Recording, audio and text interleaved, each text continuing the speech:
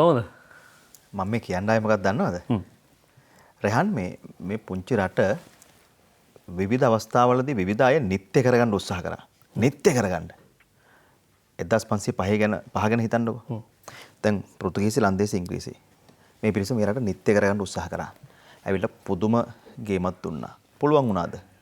යම් කිසි මට්ටමකට ආවා. හැබැයි අකුලගෙන යන්න වුණා. අපි හිතන දෙයක් තියෙනවා. කිසි දවසක කිසි කෙනෙකුට ඒ හා සම්බන්ධයෙන් අතවත් යන්න මේ රටේ ඉඩක් නැහැ. ඒකට හේතුව අපි කොච්චර දුක් විඳත් අද වර්තමානයේ මොකක් හරි ශක්තියක් රහන් මේ රටේ තියෙනවා. අන්න ඒ ශක්තිය තමයි හොයාගන්න ඕනේ. ඒ ශක්තිය තමයි අපිට තාමත් තේරුම් ගන්න බැරි සම්පත්. අපේ බුදුහාමුදුරුවෝ අපිට දේශනා කරලා තියෙනවනේ හැම දෙයක්ම අනිත්‍යයි කියලා. මේ කාලේ අපිට තියෙන ප්‍රශ්නත් අනිත්‍යයි තමයි සම්පත්. හැම වෙලාවකදීම මේකට මම දැක්ක සමාජ මාධ්‍ය හරහා මේකට ඉවසිලි ලන්තේ කියලා නම අපේ රටට භාවිතා කරනවා. ඒක ඇත්ත. අපේ මිනිස්සු හැම වෙලාවකදීම ආපු හැම ප්‍රශ්නයකදීම ආපු හැම ආක්‍රමණයකදීම හැම ගැටලුවකදීම අපේ මිනිස්සු ඉවසුවා. ඒ ගැටලුවේදී වැටෙන්නේ නැතුව අල්ලන් හිටිය සම්පත්. ඒ නිසාම තමයි මේ රට ওই විදිහට ශක්තිමත්ව පවතින්නේ. සමහර විට ඔය කියන කාරණේට එක රහසක් ඒක වෙන්නත් ඇති. අපි ඉවසමු. ඉවසලා බැරිම තැන කේන්ති ගන්න එපා. බැරිම තැන ඉවසුවොත් තමයි හරියටම හරියන්නේ. මොකද හේතුව කේන්තිය, වෛරය, ක්‍රෝධය, වැළපුම, දුක, දුම්නස් මේ හැමදේම අවසානයේ අපි ගෙනියන්නේ යලිත් අගාධයකටමයි. අපි වෙනස පටන් ගමු.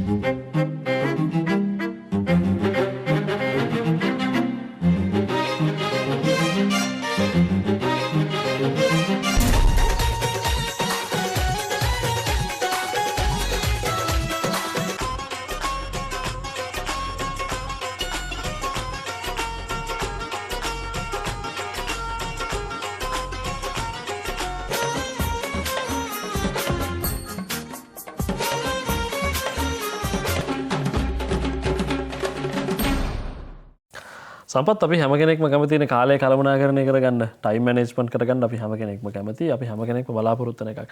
එතකොට කාලය කළමනාකරණය කරගන්නවා කියන කාරණේදී අපි හැම කෙනෙක්ටම විනෝදාංශයක් තියෙනවා. ඒක සාමාන්‍යයෙන් අපි ඉස්කෝලේ යන කාලේක පවා බොහොම පරණම අපි විනෝදාංශයක් නේ මුද්දර එකතු කිරීම, එතනින් පස්සේ රූපවාහිනිය බැලීම, පොත් කියවීම වගේ සාමාන්‍ය දේවල් ටිකක් තියෙනවානේ. හැබැයි පිරිසකගේ විනෝදාංශයක් කාලය කළමනාකරණය කරගන්න භාවිතා කරන එක ක්‍රමයක් තමයි මේ බොන්සායි කියලා කියන්නේ. ඔයා කියන්නේ බොන්සායි කරන කෙනෙක් හම්බෙන්න. ඔව් අපි ඇත්තටම කාලය කළමනාකරණය කරගන්න එක විතරක් නෙවෙයි සරලවම කියනවා නම් එතන තියෙනවා ජීවිතයක්.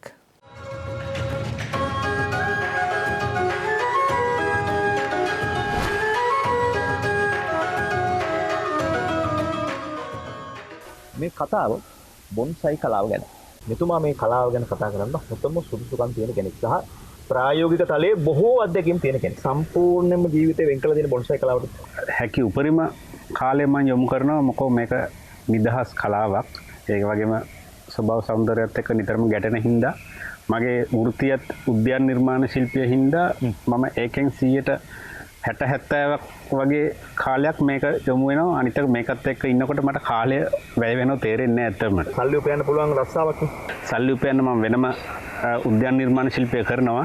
ඒකේ පැතිකඩක් වශයෙන් තමයි මම බොන්සයි කලාව නියැලෙන්නේ. චමිල සොයිස කවදාවත් මේ බොන්සයි ගහක් විකුණන්නේ නැද්ද? නෑ, විකුණන්න අවස්ථාවල් තියෙනවා. විකුණන්න පුළුවන් මට. විකුණනවට වැඩිය මම ඒක තියාගෙන මම ඒක රස විඳිනවා. ඇත්තටම මේක ලොකු තාක්ෂණයක් තියෙන වැඩක්ද? තාක්ෂණයක් තියෙනවා. ඒක දැනගත්තොත් කරගෙන යනකොට ඇත්තටම මේක තියෙන කාලයත් එක්ක. තාක්ෂණය කියන්නේ අපිට දැන් උදාහරණයක් වශයෙන් සාමාන්‍යයෙන් තාප්පයක් බඳිනවා, බිත්තියක් බඳිනවා. ඒක ක්ෂණිකව ඉවරයි ඒ තාක්ෂණය. කරා ඒක අපි දැනගෙන මෙච්චර ෆවුන්ඩේෂන් එක දාන්න ඕන, මෙච්චර තාප්පය, මෙච්චර කොන්ක්‍රීට් එක යනවා, එහෙමයි. මේකේ තියෙන කාලයත් එක්ක මේ කාලෙට මේ අත්ත මෝරනවා, මේ කාලෙට මෙතනින් දළු දානවා, මේ කාලෙට අපි කප්පාදු කරනවා, මේ කාලෙට ගහේ ගෙඩි එනවා, මේ කාලෙට මල් පිපෙනවා. එහෙම කාලෙන් කාලෙට තමයි ගහේ යන්නේ. අපිට තාක්ෂණය 150යි කාලය 150යි දාලා තමයි සාමාන්‍ය ගහක වැඩිවීමක් සිද්ධ වෙන්නේ. මුල පහළට යන එක නැවැත්තුවොත් මොන හරි ක්‍රමයකට කඳ ඉහළට යන්නේ නැතුව සාමාන්‍ය මට්ටමට බොන්සයි වෙන ක්‍රමයක් අපි දන්නවා. ඒකට එහා ගියපු මේ කලාව ඇතුලේ තාක්ෂණයක් තියෙනවා. තාක්ෂණයක් තියෙනවා. ඒක ගහෙන් ගහට වෙනස්, වර්ගයෙන් වර්ගයට වෙනස්, ස්ටයිල් එකකින් ස්ටයිල් එකට වෙනස්. මේකේ ස්ටයිල් 26ක් විතර වගේ තියෙනවා. ඒකේ අපි ස්ටයිල් කීපයක් තෝරගෙන අර ඔයා කිව්වා වගේ මූල පද්ධතියට ඇත්තටම අපි සීමා කරලා තියෙන්නේ. කඳ මහත් කරගන්න වෙන ටෙක්නික්ස් භාවිතා කරනවා. සාමාන්‍ය මේක බිමක වැඩෙන්න දුන්නොත් ඔහේ ගහ කිසිම හැඩයක් නැතුව නිකන් ඔහේ උස යනවනේ. අපි අතු නවලා අනවශ්‍ය අතු අයින් කරලා ඒක ගහේ විශාල ගහක ස්වරූපය තමයි අපි මේ බඳුනකට සීමා කරගෙන තියාගන්නේ. බොන්සයි කරන්න බැරි ගස් සහ පුළුවන් ගස් කියලා බෙදලා තියෙනවද? බෙදලා තියෙනවා. මොනවද? තද අරටුවක් රහිත ශාක සහ විශාල පත්‍ර සහිත ශාක බොන්සයි සඳහා සුදුසු නැහැ කියලා කියන්නේ. තද අරටුවක් සහිත කුඩා පත්‍ර ශාක තමයි බොන්සයි සඳහා සුදුසුම ශාක කියලා කියන්නේ. තද අරටුවක් සහිත කුඩා පත්‍ර ශාක. ශාක දිවුල්, නුග ಜಾති, තඹල, ඇද්දෙමට ඒ වගේ ಜಾති කුඩා පත්‍ර ශාක සහිත මේ වගේ අන්දර එහෙම ඒවා තියෙනවා. ඊට අමතරව මධ්‍යම ප්‍රමාණයේ පත්‍ර තියෙනවා. ඒවා අපි බොන්සයි කරන ගත්තට පස්සේ කුඩා වෙනවා. දැන් මේක සාමාන්‍යයෙන් කොස්කොලයක් තරම් ලොකු වෙන හැලඹ ගහක්. දැන් මේකේ කොළ මේ ඊටාම කුඩා වෙලා තියෙන්නේ. ඒ වගේ සමහර ශාක තියෙනවා අපි බොන්සයි කරන ගත්තට පස්සේ කොළ කුඩා වෙනවා. දැන් අර කම්බි වලින් සමහර විට මම දැකලා තියෙනවා කම්බි දාලා අතු බැඳලා කම්බි වලින් පහළට නමලා අවශ්‍ය පැති වලට හරව ගන්නවා. මොකද්ද? ඒක ඉතින් ගහේ ස්වරූපයට අවශ්‍ය ආකාරයට මේ අත්ත වමට, මේ අත්ත දකුණට, මේ අත්ත උඩට එහෙම ඒ අපිට අවශ්‍ය විදිහට ඒ කියන්නේ වම් පැත්තට අතු දෙකක් යන්නේ නැහැ එක ළඟම. ඒ හින්දා වම් පැත්තට යන අත්තක් හෝ අපි දකුණට වෙනම අත්තක් ට්‍රේනින් කරලා ගන්න එකට තමයි කම්බියක් යොදාගන්නේ. නැත්තම් ඒක මේ බොන්සයි කලාවේ කම්බි බඳින්න ඕනේ කියලා නෑ, එහෙම එකක් නෑ.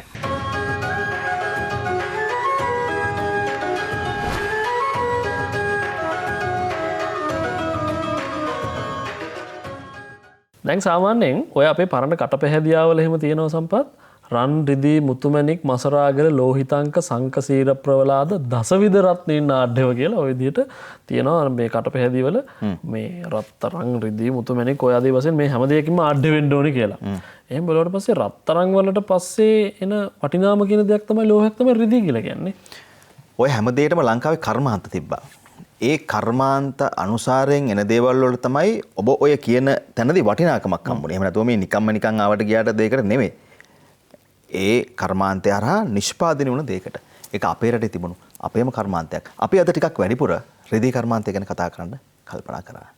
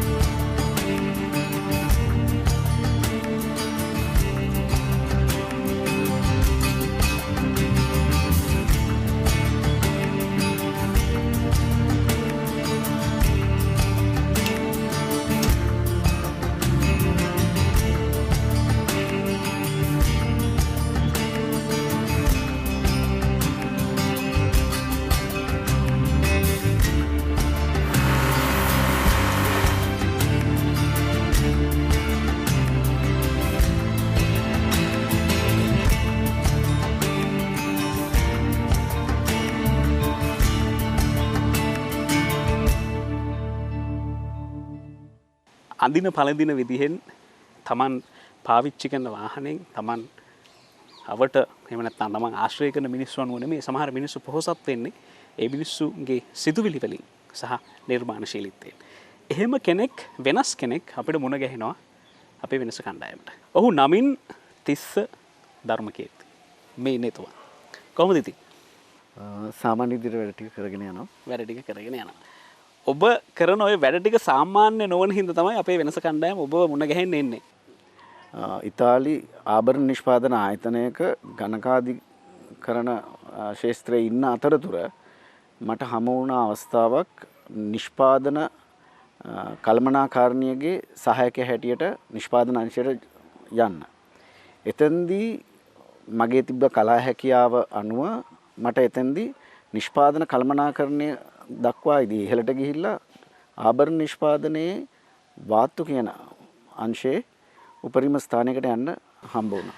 ඔබතුමා ඔය උත්තරේ නතර කරපු තැනින් තමයි අද දවසේ අපේ මේ කතා බහ අපිට ඉස්සරහට කරගෙන යන්න පුළුවන්කමක් ලැබෙන්නේ. ඔබ ආභරණ ශිල්පියෙක්. එහෙම නැත්නම් මේ වාස්තු කියන ආභරණ ආශ්‍රිත වාස්තු කියන තැනට මේ වාස්තු කියන තැනට එනවා. දැන් කොච්චර කාලයක් කියලාද මේ කර්මාන්තේ පටන් අරගෙන? අවුරුදු 30ක්. අවුරුදු 30ක්. දැන් ඔබ ආභරණ එහෙම නැත්නම් මේ ආභරණ ආශ්‍රිත වාස්තු කියන ක්ෂේත්‍රයට එන්න ඔබට යම්කිසි සුදුසුකමක් තියෙන්න ඕනේ. මොනවද ඔබට තිබ්බ සුදුසුකම්? නිකම්ම දැන් කාට හරි හිතුණ ගාන ඇල මේ වැඩේ කරන්න බෑනේ. මොනවද ඒ වෙනුවෙන් හදාගෙන තිබුණේ? ඇත්තම කියනවා නම් මගේ ආරම්භය තියෙන්නේ ඉතාලි සහ ශ්‍රී ලංකාව අතර තිබුණු සම්බන්ධ වෙච්ච ආයතනයක්. එහි නිෂ්පාදනය සම්බන්ධව යොමු වෙලා එහිදී තමයි මම අධ්‍යයනය කරේ ආයතනයක වැඩ කටයුතු කොහොමද සිද්ධ වෙන්න ඕනේ කියන ප්‍රායෝගික නිෂ්පාදන ක්‍රියාවලිය සම්බන්ධ පූර්ණ දැනුමක් ලබාගත්තේ ඒ ආයතනයේ. දැන් එතකොට දැන් මේ කර්මාන්තයේ නියැලෙන්න අවශ්‍ය කරන උපකරණ ටිකක් තියෙනවා. විශේෂ ශ්‍රමිකයින් අවශ්‍ය කරනවා. මේ සියල්ල හදාගන්නේ කොහොමද මේ කර්මාන්තයට? ඒක කාලයත් එක්ක මම ක්‍රමානුකූලව ඒවා එකතු කරගත්තා. මේ නිෂ්පාදන ක්‍රියාවලියට අවශ්‍ය කරන මැෂිනරිස් ඒවට ලොකු පිරිවැයක් යනවා. ඉතින් මේවා එකපාරට මේ පිරිවැය ළඟා කරගන්න බැරි හින්දා ක්‍රමානුකූලව මැෂින් එක වගේ එකතු කරලා තමයි මම මේක ගොඩනගාගත්තේ මේ නිෂ්පාදනාගාරය. දැන් සියුම් නිර්මාණයක් කරන්න, සියුම් ආභරණයක් කරන්න ලොකු හොඳ ඉවසීමක් තියෙන්න ඕනේ. ටිකක් කල්පනා කරලා හරි නිදහසේ කරන්න ඕනේනේ. ඒ වෙනුවෙන් හරියටම හරියන පුද්ගලයෝ ටික හොයාගන්න. ඔබට මොකක්ද එතනදී ඔබ ටිකක් වැඩිපුර අවධානය යොමු කරේ? එතනදී ඇත්තටම මගෙත් එක්ක ඉගෙන ගත්ත මගේම පන්තිවල හිටපු ඒ කලා හැකියාවන් තියෙන අය මම අඳුරනවා. අන්න ඒ අයව අරගෙන මම පුහුණුවට ලක් කරා මේ අවශ්‍යතාවයට. නමුත් ඒගොල්ලන්ගේ ඇඟේම තිබුණ කලා හැකියාව. ඉතින් ඒගොල්ලන්ව අරගෙන මේ මාධ්‍යයට කොහොමද හසුරවන්නේ, මේ මාධ්‍ය හසුරවන්නේ කොහොමද කියන අවබෝධය ඒගොල්ලන්ට දුන්නම ඒගොල්ලන් ඉතාමත්ම සාර්ථකව මේ නිර්මාණකරණයේ යෙදුණා. සමාවෙන්න මම මේ ප්‍රශ්නය අහුවට කලාව ඇඟේ තිබ්බ පමණින් මේක කරන්න මොකක් හරි කෝස් එකක් මොකක් හරි පාඨමාලාවක් කරන්න ඕනේ නැද්ද? ඇත්තටම අවශ්‍යයි. දැන් මම ජෙම් ඇන්ඩ් ජුවෙලරි ඔතොරිටි කියන්නේ ස්වර්ණාභරණ අධිකාරියේ නිර්මාණ ශිල්පය සම්බන්ධව මම අධ්‍යයනයක් කරලා තියෙනවා. ඊට අමතරව මට තිබුණේ මේ නිෂ්පාදනය ප්‍රායෝගිකව කරන්න ඉතාලි ආයතනය තුල තමයි මම මේ ප්‍රායෝගික අත්දැකීම් ලැබුවේ. කොහොමද භාණ්ඩයක මුල ඉඳලා අග දක්වා නිෂ්පාදනයට ලක් කරන්නේ කොහොමද කියන ක්‍රමවේදය ගැන හරි අවබෝධයක් ලබා ගත්තේ ප්‍රායෝගිකව ඉතාලි ආයතනයේ. මොනවද හදන්නේ මේ කර්මාන්තය ඇතුළේ, මේ වැඩපොළ ඇතුළේ මොන වගේ දේවල්ද හදන්නේ? මේ ලෝහ වලින් කරන ඕනම නිර්මාණයක් අපිට මේකේ කරන්න පුළුවන්. විශේෂයෙන්ම රත්තරන්, රිදී, පිත්තල කියන මූලික ලෝහ වර්ග තමයි අපි භාවිතා කරන්නේ. ඒ ඇනෝම් වලට අදාළ කරන විදියට ඒ ඇනෝම් ඉල්ලන පාරිභෝගිකයට අවශ්‍යයි කියලා කියන විදියට අපිට ඒ ඇනෝමට අනුකූලව මේ නිර්මාණය කරන්න පුළුවන්.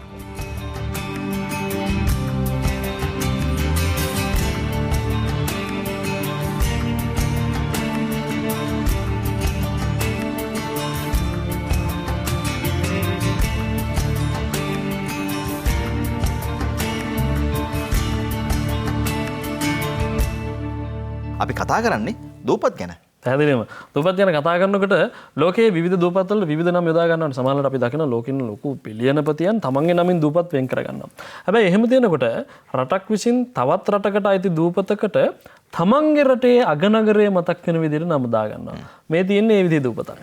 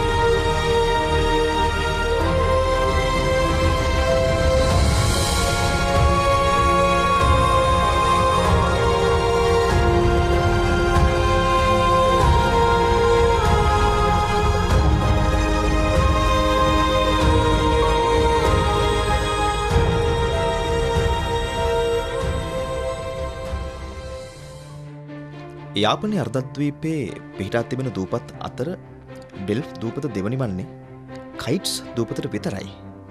මෙහි විශාලත්වය වර්ග කිලෝමීටර් 47.5ක් වෙනවා. ඩෙල්ෆ් දූපතේ දිග කිලෝමීටර් 9යි. පළල කිලෝමීටර් 6යි. එතකොට අපිට හිතා ගන්න පුළුවන් ඩෙල්ෆ් දූපත කොතරම් විශාල දූපතක්ද කියලා. යාපනයේ අර්ධද්වීපයේ ජනාවාස වූ දූපත් අතර යාපනයට වඩාත් දොරින්ම පිහිටි දූපත හැටියට ඩෙල්ෆ් දූපත අපිට හඳුන්වන්න පුළුවන්. යාපනයේ තිබෙන සියලුම දූපත් එහෙම නැත්නම් යාපනයේ අර්ධද්වීපයේ තිබෙන සියලුම දූපත් ජනාවාස වූ දූපත් හැටියට පිළිගන්නේ නැහැ. නමුත් ඩෙල්ෆ් දූපත යම් සංවර්ධිත මට්ටමක් පෙන්වුම් කරන විවිධ රැකියාවල නියැලෙන ජනතාව ජීවත් වන දූපතක් හැටියටයි අපිට නම් කරන්න පුළුවන් වෙන්නේ. ඩෙල්ෆ් දූපතට කෙනෙක් යනවා නම් අනිවාර්යෙන්ම මුහුදු ගමනක් පසු කරන්නට සිද්ධ වෙනවා. යාපනයෙන් කුරිකට්ටුවාන් ජැටිය වෙත ගිහිල්ලා එතැන් සිටන් පැයක පමණ මුහුදු ගමනක් ඩෙල්ෆ් වෙත ළඟාවීමට අපිට ගෙවා දමන්න සිද්ධ වෙනවා. ඒ විතරක් නෙවෙයි කංකසන්තුරේ සිට වත් ඩෙල්ෆ් වෙත ළඟා වෙන්නට පුළුවන් මාර්ග තිබෙනවා. වෙනත් දූපත්වල සිට උවත් ඩෙල්ෆ් වෙත ළඟා වෙන්න පුළුවන් මාර්ග තිබෙනවා.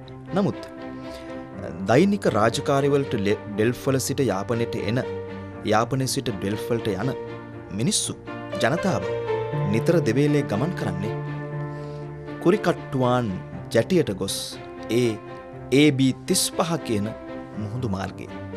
මේ තමයි ඩෙල්ෆ් දූපත වෙත ළඟා වන්නට තිබෙන ළඟම මුහුදු මාර්ගය. මෙම දූපතට ඩෙල්ෆ් ලෙස නම යොදා තිබෙන්නේ ඕලන්ද ජාතිකයින්. ඒට හේතුව ඕලන්දේ ලෙස එදා සලකපු වර්තමානයේ නෙදර්ලන්තයේ ඒ රටෙහි ප්‍රධාන නගරයක් වන ඩෙල්ෆ් නගරයේ සිහිවීම පිණිස තමයි මේ දූපතට ඒ ජාතිකයින් ඩෙල්ෆ් යන නම යොදා තිබෙන්නේ. ඩෙල්ෆ් දූපත අතීතයේ අතිශය ශාස්ත්‍රීය භූමියක්. අපට පොතපතෙහි තොරතුරු හම්බෙන්නේ මේ භූමියේ එකල මල් වගා කොට තිබෙන බවයි. ඒ තරමටම ශාස්ත්‍රීය පසක් තිබූ බවටයි අපට තොරතුරු වාර්තා වෙන්නේ.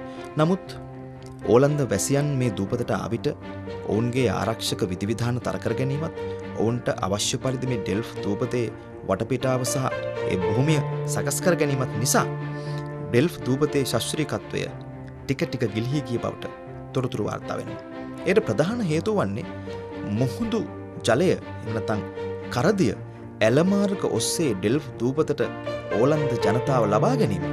ඔවුන් වෙනම මිනිසුන් විසින් නිර්මාණය කරපු ඇලමාර්ග ඔස්සේ මුහුදු ජලය ඩෙල්ෆ් දූපත වෙතට ගෙනාවා. ඒ නිසා ඒ දූපතේ ශාස්ත්‍රීයත්වය ටික ටික අඩු වූ බවටයි අපට තොරතුරු වාර්තා වෙන්නේ.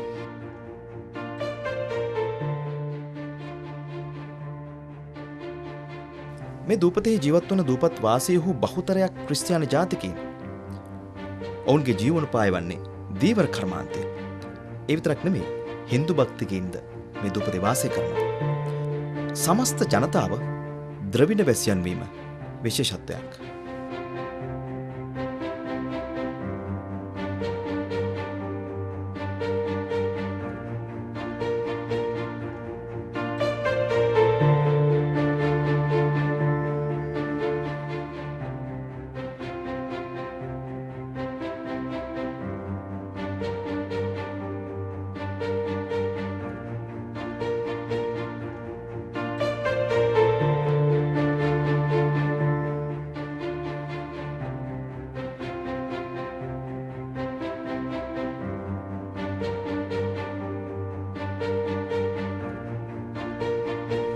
ඩෙල්ෆ් දූපත හා බද්ධ වූ ප්‍රධාන ජීවන උපාය තමයි තල්ගහත් එක්ක නිර්මාණය වූ කර්මාන්ත. තල්ගහේ ගෙඩිය, තල්ගහේ කොළය සහ තල්ගහේ කඳ මේ අංගයන් ත්‍රිත්වයම ඔවුන් සේ ජීවන උපාය සඳහා යොදාගෙන තිබෙනවා. තල් කුරුම්බා, තල් බීම, තල් කිරි, තල් හකුරු, තල් රා, කොට්ට කිලංගු මේ දේවල් තල්ගහෙන් ලබා ගන්න අතුරු නිෂ්පාදන. ඒ වගේම තමයි තල් පත් ආශ්‍රිතව වුන් කරන නිර්මාණ අතර සිවිලි හා ආවරණ ද්‍රව්‍ය සපයීම, විසිතුරු භාණ්ඩ නිපදවීම, තල් පැදුරු, හැමිලි, මුදල් පසුම්බි, තොප්පි, කුඩ, වට්ටි, පෙට්ටි මේ හැම දෙයක්ම තල් පත්‍ර ආශ්‍රිතව කරන නිෂ්පාදන හැටියට පෙන්වා දෙන්න පුළුවන්. මේ ප්‍රදේශයේ වෙනත් දැව වර්ගවල පවතින හිඟය නිසා තල් කඳට ඉමහත් වූ ඉල්ලුමක් මේ ප්‍රදේශයේ ජීවත් වන මහජනතාවගෙන් තිබෙනවා. ඒ නිසා සියලු ඉදිකිරීම් සියලු නිර්මාණ වෙනුවෙන් තල්ගහේ කඳ යොදා ගැනීම අපට මේ භූමියට ගිය විට දකින්න පුළුවන් වෙනවා.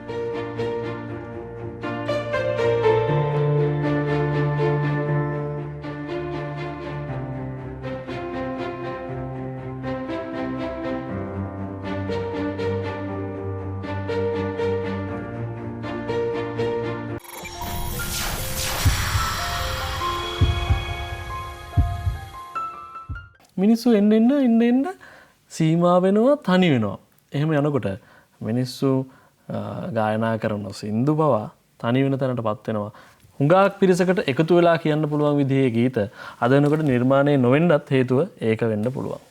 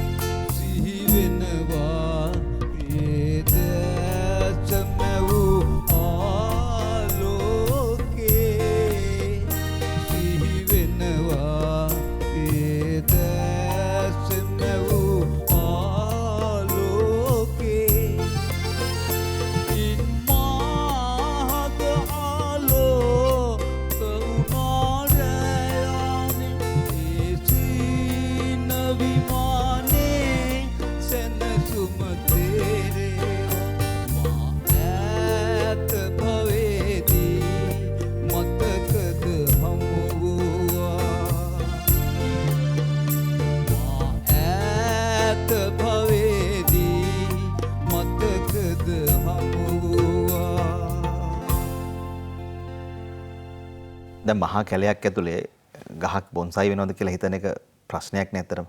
හැබැයි රහන් වෙන්න බැරිත් නැහැ. ගල් පොත්තක් උඩ තියෙන පස් තට්ටුවක හැදෙන ගහක් මහා විශාලවට උස යන්නේ නැතුව බොන්සයි වෙන්න පුළුවන් සෝබාදහමේ බොන්සයි ක්‍රමයට ඇති වෙන්නත් පුළුවන් ක්‍රමයක් ඇති වෙන්නත් පුළුවන්. නමුත් මේක කලාවක් කැලේට පස්සේ මිනිස්සු අතට එනවා. පැහැදිලිව කෙනෙක්ට හිතන්න පුළුවන් මේක මේ සභා ධර්මයේ පරීක්ෂා කිරීම එහෙම නැත්නම් සභා ධර්මයේ මිනිසා විසින් තමන්ගේ පාලනයට නතු කරගන්න විදිහක්ද කියලාත් කෙනෙක්ට තර්ක කරන්න පුළුවන්. හැබැයි කොහොම වුණත් බොන්සයි කියලා කියන්නේ අපි හැම කෙනෙක්ම අධ්‍යයනය කරන්න ඕනේ. අපි හැම කෙනෙක්ම රස විඳිය යුතු කලාවක්.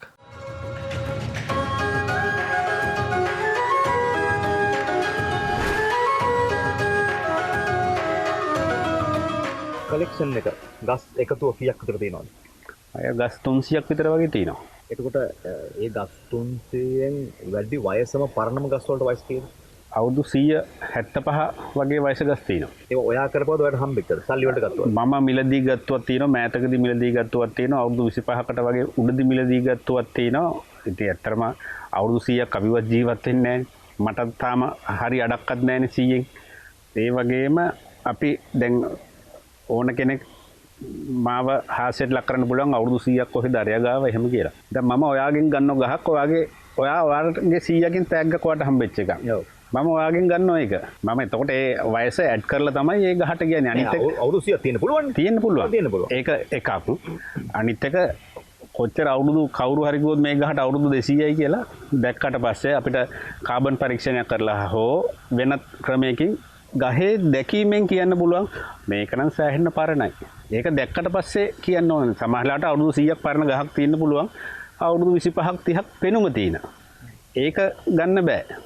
අපිට උපරිම ගහේ පෙනුමක් තියෙන්න ඕන වයසට සාපේක්ෂව. මේ බොන්සයි පෝච්චි කියලා වෙනම කඩේ ගන්න පෝච්චි වර්ගයක්. මේ පෝච්චි ගැඹුරු නැහැ. ඔව්. ඒක ගැඹුරු නැති වගේම තමයි මේ ගහ හිටවන්නේ. ඔව්. මට කියන්න දැන් මේ හැම අපි දැකපු හැම බොන්සයි ගහකම මේ වගේ මේ පෙඳ පාසි ඔව්. අල්ලලා හෝ දාලා හෝ මේක ඉබේ හැදිලා තියෙනවා. ඔව්. ඇයි මේක මේ මෙහෙම තියන්නේ? ඒක දාලා තින්නේ මේක ඇත්තටම ඕන හිතලා දාලාද මේ? ඔව් හිතලා දාලා තින්නේ. ආ. එකක් ඕක දැන් සාමාන්‍යයෙන් අපි හිතනවා තනකොළ පිට්ටනියක හෝ කුඹුරක තියෙන ගහක් කියලා. එතකොට එකක් ඒක අනිත් එක අපිට ඕක වේලිච්ච ගමන් තේරෙනවා ගහට ජල සම්පාදනය කරන්න ඕන කියලා ටක් ගාලා. මේක උඩ තියෙන ওই මොස් එක පොගනාටුම් එක ටක් ගාලා වේලෙනවා.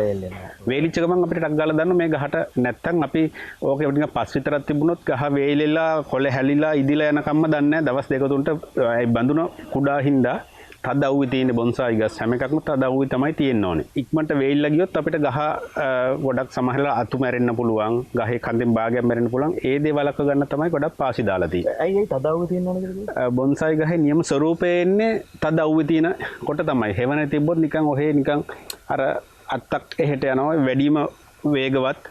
ඒ කියන්නේ අතු කැනපි එක පිටින්ම එන්නේ නැහැ. එක අත්තක් දෙකක් තමයි හෙවනේදී උඩට යන්නේ. යෝගට් කෝප් එක සහ බෝතල් මුඩියක පවා බොන්සයි කරන්න පුළුවන්. ඔව්. ලෝකේ තියෙන කුඩාම බොන්සායි එක සාමාන්‍යයෙන් මගේ මේ සුළඟිල්ල නියපොත්තක් තරම් විතර ඇති බඳුන. බොහෝ විට බොන්සයි කලාව ගැන මිනිස්සු කතා කරනවා. ඒ කලාවට අදාළ ටූල්ස් ගැන කවුරුත් දන්නේ නැහැ, අවබෝධයක් නැහැ. ඉන්නකො අපි අද ඔබව දැනුවත් කරනවා මේ ගැන. අපේ තමිල අයත් එක්ක. අයි අපි එකින් එක කතා කරමු. මොකක්ද ඉස්සෙල්ලාම ගන්න? අපි සාමාන්‍ය කතුරක් ගමු. මේක තියන්නේ අපිට සාමාන්‍යයෙන් පොඩි පොඩි රිකිලි කප්පාදු කරන්න මෙහෙම. ඒකෙන් තව පොඩ්ඩක් හાર્ඩ් එකක් තමයි තව පොඩ්ඩක් ඝනකම අතු වගේ කපා ගන්න තමයි මේක තියෙන්නේ. ඒකට වඩා තව පොඩ්ඩක් අපිට වෙර දාලා ගන්න පුළුවන්. මේක තියෙන අපිට මේ දුර තියෙන ඒවා ගස් අස්සෙන් දාලා චූටි රිකිලි කපන්න අපිට අනවශ්‍යව නැත්තම් අපිට ඒ කියන්නේ මෙහෙ තියෙනවා කැඩෙන්නේ නැතුව මෙහෙ තියෙනව නැතුව අපිට අත යොමු කරන්න අමාරුයි, කතුරක් දික් කරන්නත් අමාරුයි. ඒකට තමයි මේ දිගට ආම් දෙක තියෙන්නේ. ඒක අස්සටම දාලා නැත්නම් අපිට ගොඩක් කැරකෙවෙන්න වෙනවා, නැත්නම් අනවශ්‍ය අතු කැපෙනවා අර කතුරම දාලා කැපුවොත්.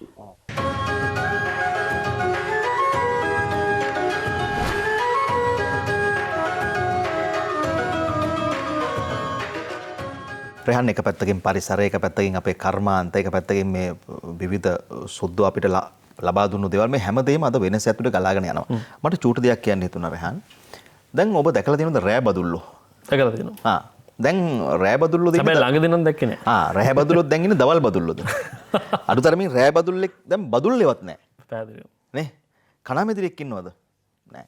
රෙහන් මට මේ පහුගිය දවසක වාර්තාවක් හම්බුණා කොළඹ නගරේ පමණක් එක රැයක් එළි වෙනකොට මදුරු කොයිල් කන්ටේනර් දෙකක් පත් වෙනවා කියලා.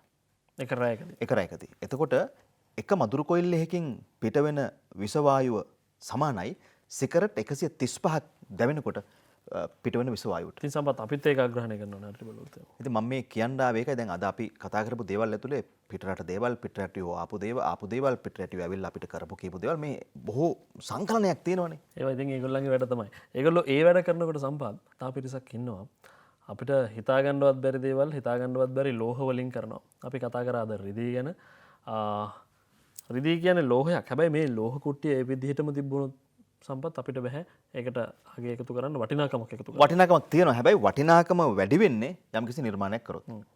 පැහැදිලිවම. මෙන්න මේ විදිහේ නිර්මාණ කරොත් තමයි අපිට ලංකාවෙන් ලෝකෙ ඉස්සරහට යන්න පුළුවන් වෙන්නේ.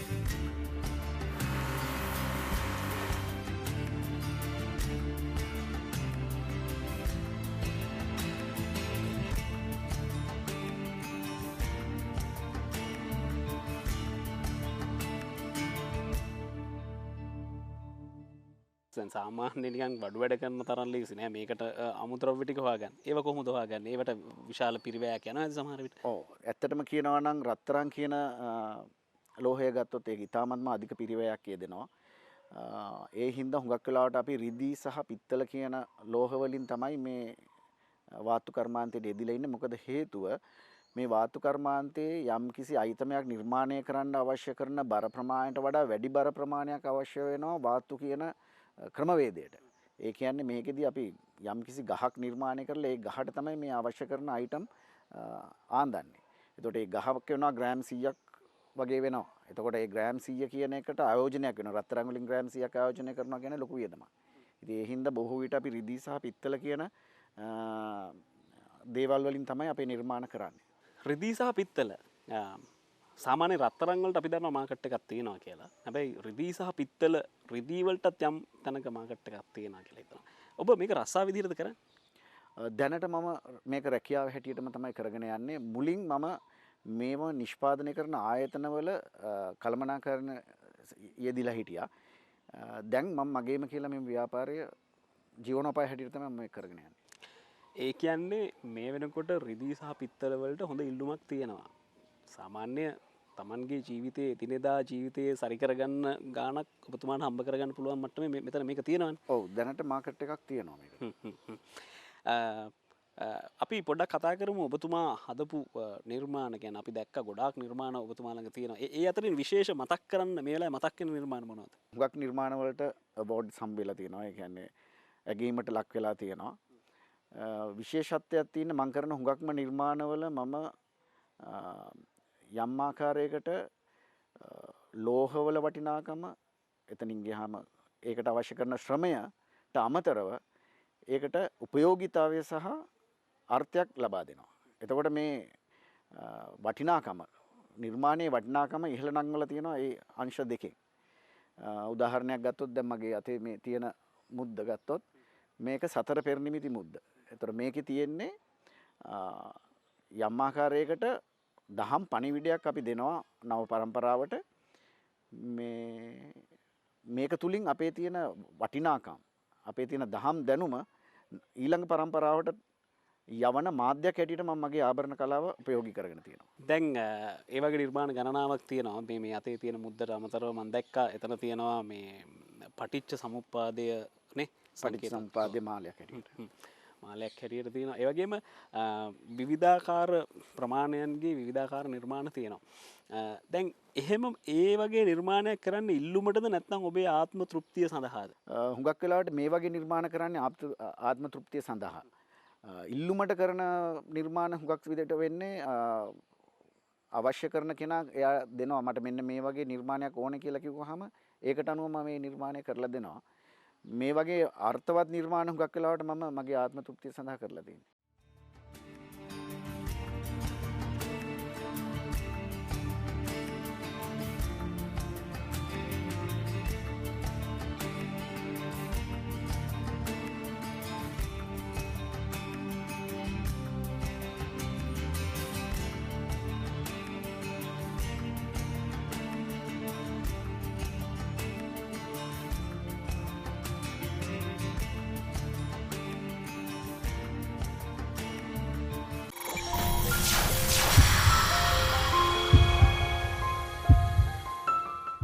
ඔය ඩෙල්ෆ් දූපතේ අපි මේ බලන්න ක්ලිප් එකේ තියෙනවා හරි අපූර්ව දර්ශනයක්. මේ අපි දන්නවා හුඟක් වෙලාවට අපේ පැරණි sannivedana ක්‍රම ගැන අපි කතා කරනවා නේ සම්පත්. එතකොට මේ බලන වීඩියෝ එකේ තියෙනවා මේ පරයොත් එක්ක අපි කරපු sannivedanය.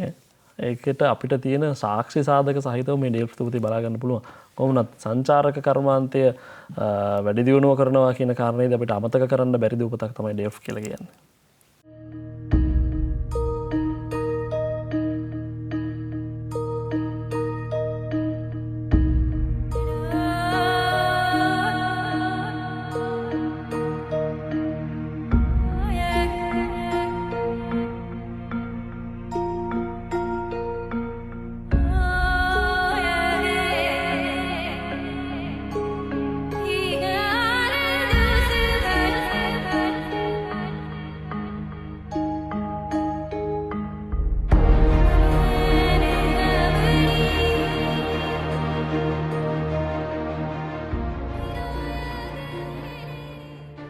ඩෙල්ෆ් දූපතට ගිය විට දකින්නට පුළුවන් විශේෂ ස්ථාන කීපයක් අපිට මේ දූපතේදී මුණ ගැහෙනවා.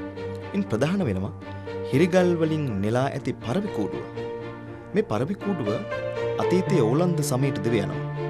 ඩෙල්ෆ් දූපතේ අනන්‍ය ලක්ෂණයක් ලෙසද මේ පරවි කූඩුව අපිට හඳුන්වන්න පුළුවන්. ඒට හේතුව මේ පරවි කූඩුව ඔවුන් පාවිච්චි කොට තිබෙන්නේ පරවියන් හරහා පරවියන් යොදාගෙන මේ දූපත් අතර පණිවිඩ හුවමාරු කරන්නට. මේ කූඩුව හතර වටේටම අපිට දකින්න පුළුවන් වෙන්නේ කුඩා නිර්මාණය වූ පරවි කූඩු. එක් පැත්තවල් වල ඒ පැත්තට සරිලන ආකාරයට කූඩු නිර්මාණය කර තිබෙනවා. අතීතයේ පරවියන් යොදා පණිවිඩ හුවමාරු කරගත් බවට කදිම සාක්ෂියක් හැටියට මේ පරවි කූඩුව හඳුන්වන්න පුළුවන්.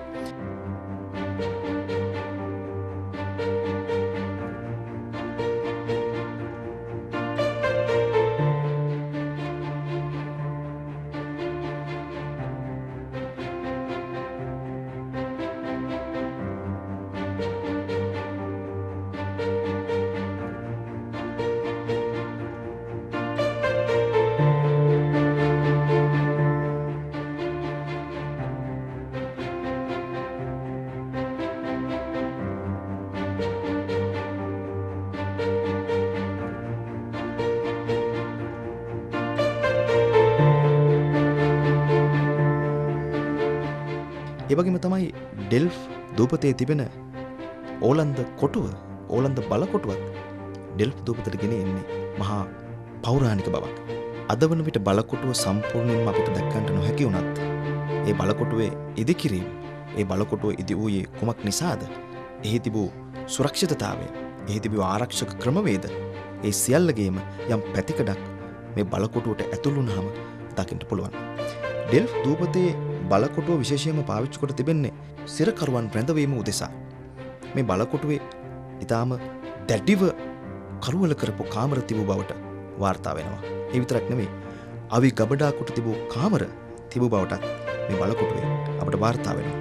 කෙසේ වෙතත් අද වන විට මේ බලකොටුව ටික ටික විනාශ වී ගොස් ඇති ආකාරය දකින්න පුළුවන්.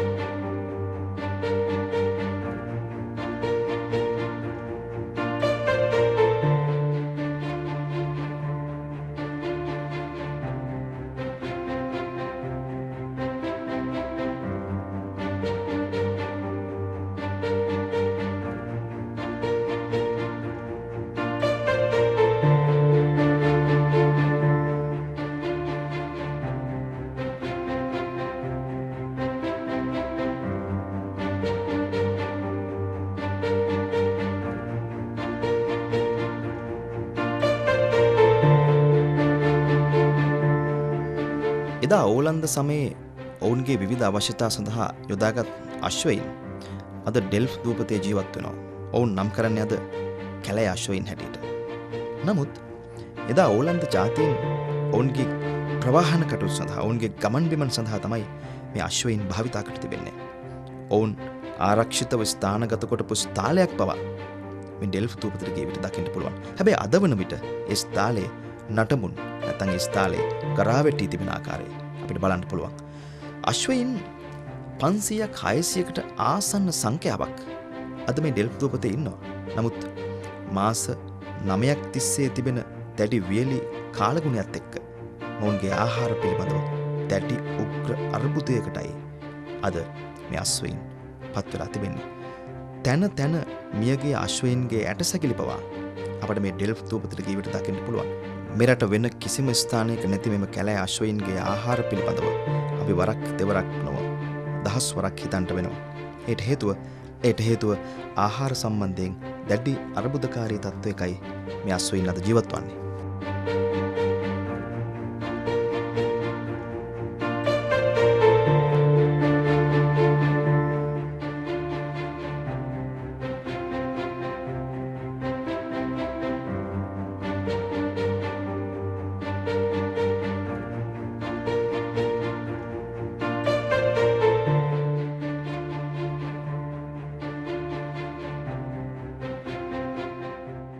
අනිත් විශේෂ ස්ථානය තමයි ඩෙල්ෆ් දූපතේ තිබෙන බයෝබැබ් ශාකය. මේ ශාකය එදා ඕලන්ද ජාතිකයින් අශ්වයින්ගේ ආහාර සඳහා වවා තිබෙනවා. බයෝබැබ් ශාකයේ යකාගේ ශාකය ලෙසද හඳුන්වනවා. ඒට හේතුව ශාකයේ බෙදී ඇති අතු අපට පේන්නේ හරියට මුල්සේ. එහෙමනම් කඳ පහලටත් මුල් ටික ඉහළටත් යකා සිටුවායි කියන එක ජනප්‍රවාද වෙන කතාවක්. කෙසේ වෙතත් අද වන විට ලංකාවේ ඉතිරිව ඇති බයෝබැබ් ශාක දෙකින් එකක් මේ ඩෙල්ෆ් දූපතේ පිහිටා තිබීම විශේෂත්වයක්.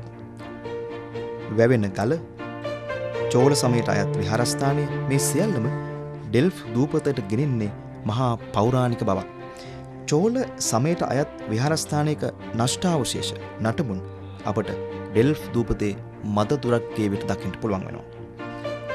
ඩෙල්ෆ් දූපතේ උසම ස්ථානයේ හැටියට සලකන්නේත් මෙම චෝල සමයට අයත් විහාරස්ථානයේ නටබුන් පිහිටි ස්ථානය. මේ ස්ථානයට මීටර් 10ක් හෝ 20ක් තව ටිකක් මුහුද දෙසට ගිය විට අපිට බලන්න පුළුවන් වෙනවා ඉන්දියාවේ රාමේශ්වරන් රූපවාහිනී කුළුණ ඒ තරමටම ඩෙල්ෆ් දූපතේ සිට අල්ලපු රටවන ඉන්දියාව දර්ශනය වීමකුත් එකල සිදු වී තිබෙනවා. අද වන විට මේ පාරිසරික වෙනස් වීම එක්ක අපිට බලන්න පුළුවන් වෙන්නේ රාමේශ්වරන් කුළුණ පමණයි. මෙම පැරණි චෛත්‍යයේ නටබුන් එක්කම අපිට බලන්න පුළුවන් වෙනවා පරිවාර චෛත්‍යයන් කිහිපයක නටබුණු. එහෙමනම් මේ දූපත එදා බෞද්ධ පහස ලැබූ දූපතක් හැටියටද අපට විටක හඳුන්වන්නට පිළිවන්. ඩෙල්ෆ් වලට ගිය විට ඔබට ඒ සියලු ස්ථානත් එක්ක ප්‍රසිද්ධ රෝහල, දූපත මැද වැව, කරවල වාඩි සහ ලිංහත මේ සියල්ලමත් එක්ක ඔබට පෞරාණික ස්ථාන රැසක් දැකබලා ගැනීමේ හැකියාව ඩෙල්ෆ් වලදී ඔබට තිබෙනවා.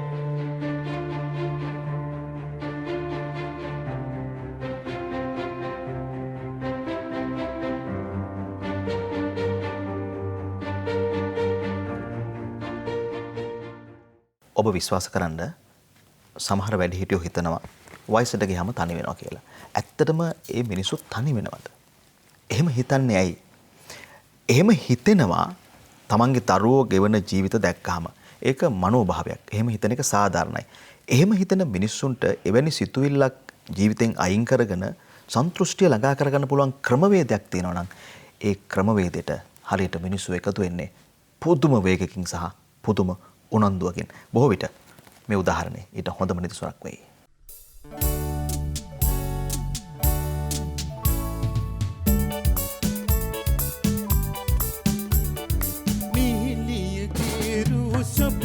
Pura,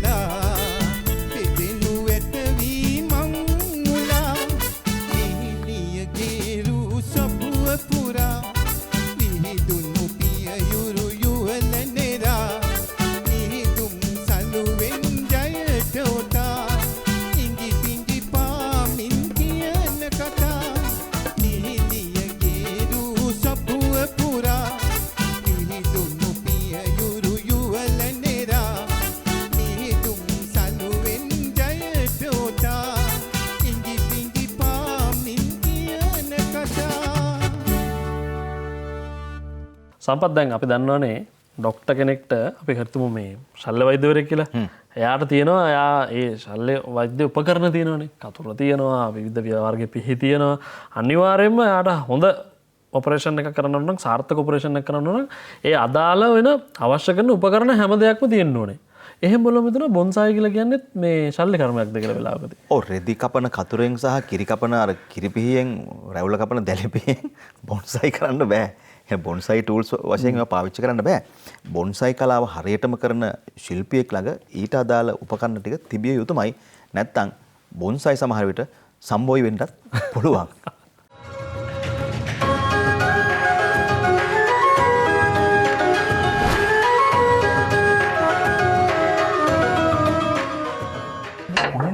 ලංකාවේ නිෂ්පාදනය කරන මේක ලංකාවේ නිෂ්පාදනය කතුරු ඕ ජපන් ඒවා කෙලි. කතුරුත් දැක්ක මෙහෙම කතුරු දැකලා නැහැ නේ. ඕ ඒක අල්ලද්දිම තේරෙනවා මේකේ මාර දෙයක් කරත හැකි කියලා අල්ලනකොට තේරෙනවා. හැබැයි ඉතින් රෙද්දක් කලදාසියක් නම් කපා ගන්නවා කියලා හිතන්නවත් බෑ. ඔව්. ඊට පස්සේ මේක ටිකක් ලොකු අතු කපන එකක්. මේකේ තියෙන්නේ ඇත්තරම ටිකක් අපේ මේ සුළඟිල්ල මේ මහපටංගිල්ල තරම් වගේ මහත අතු දිරාගිය කොටස් කපා ගන්න පුළුවන් එකක්. මේකත් දිරාගිය අතු කෙලින්ම දැන් අර අපි ඉස්සෙල්ලා කැපුවා වගේ ඔව් මෙන්න මෙහෙම කපලා අයින් කරන්න පුළුවන්. ඊට පස්සේ මුකුත් නැහැ කෙලින්ම මේ කොට ඉතුරු වෙන්නේ නැහැ. ගහ ලස්සන කරගන්න පුළුවන් නේ. ඔව් මේකත් ඉතින් අපිට අතු කපා ගන්න පුළුවන් චූටි චූටි කතු කීයක් මේ තියෙන්නේ. මේ විශේෂිත උපකරණය. අපිට ගහක් මේක අපි නැවත පස් මාධ්‍යයේ සකස් කරන රිපෝට් කරනකොට කියන්නේ ඔක්කොම සුද්ධ බුද්ධ කරගන්න එකකුයි ඊට පස්සේ ආපහු පස් දාලා තලා ගන්න එකකුයි තමයි මේකෙන් සිද්ධ වෙන්නේ. තමයි ඒක පොඩ්ඩක් කියන්න. දැන් අපි හිතමු මේ ගහ. ඒතර මේක මේ පොට් එකේ තියෙනවා. ඔව්. තව අවුරුදු 10ක් 15ක් ගියාම ආයේ මේක අලුතෙන් එකකට දාන්න ඕනේ. අලුතෙන් එහෙකට දාන්න ඕනේ නැහැ. මේකේ මුල පොඩ්ඩක් කප්පාදු කරලා ආපහු මේකෙම තියෙනවා. මුල කපනවද? ඔව් මුල් පොඩ්ඩක් කප්පාදු කරනවා. පොඩි ලේයර් එකක් අයින් කරනවා. ඒ කියන්නේ ගහ ලොකු වෙනවා කියලා ඒ ලොකු වෙන වාරයක් පාසා අපිට බඳුන මාරු කරන්න ඕනේ නැහැ. එතකොට යා ආපහු අර හිස්සිඩේ අයින් කරපු ඉඩේ ආපහු වෙනවා. දැන් එතකොට මේ කපන්න මේගොල්ලෝ ආයේ දළු දාලා හැදෙනවා. ඒ හැදුනම තමයි ගහ ලස්සන. ඔව්. දැන් මේ ඔක්කොමද මේ? නෑ තව ටූල්ස් වර්ග ගොඩාක් තියෙනවා. අපිට මේ සාමාන්‍යයෙන් ටිකක් ගස් කීපයක් තියෙනකොට අවශ්‍යම කරන ටූල්ස් කීපය තමයි මේ. ටූල්ස් එකක්වත් නැතු වුණත් බොන්සායි කරන්න පුළුවන් නිකන් සාමාන්‍ය කතුරකින් ආරම්භයට මුලින්ම මේ බොන්සායි ටූල්ස් ටික ඔක්කොටම කලින් එක් රැස් කරගන්න ඕනේ නැහැ. අපි පටන් අරගෙන යන අතරේ එක හු කරගන්න පුළුවන්. දැන් මම අවුරුදු 20 ගාණක් තිස්සේම මේ එක හු කරගත්තු ටූල්ස් ටික තමයි තියෙන්නේ. ඒකට අපිට සරිලන්න ගස් ටිකකුත් තියෙන්න ඕන ටූල්ස් තියෙනවනම්. අර ඔක්කොටම කලින් හෙන්ඩුව තියාගන්න වගේ ගහ හදා ගන්න ඕන. ඔව් ඊට පස්සේ ටූල්ස් ටික ගන්න.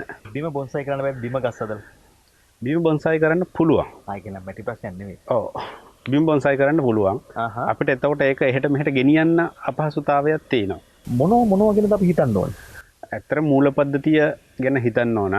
ඇත්තටම අපි නමින් ගත්තොත් බොන්සායි කියන්නේ කුරු ගසක් තැටියක සිට වූ කුරු ගසක් කියලානේ. ඔව්. එතකොට දැන් බිම බොන්සායි ගහක් තියෙනකොට ඒක තැටියේ නෙමෙයිනේ තියෙන්නේ.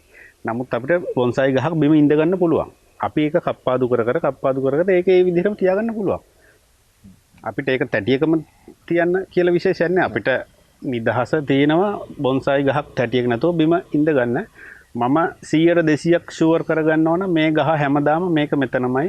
මේක ඕව යන්න දෙන්නේ නැහැ. මේක කප්පාදු කර තියාගන්න. එතකොට කිසි ගැටලුවක් නැහැ.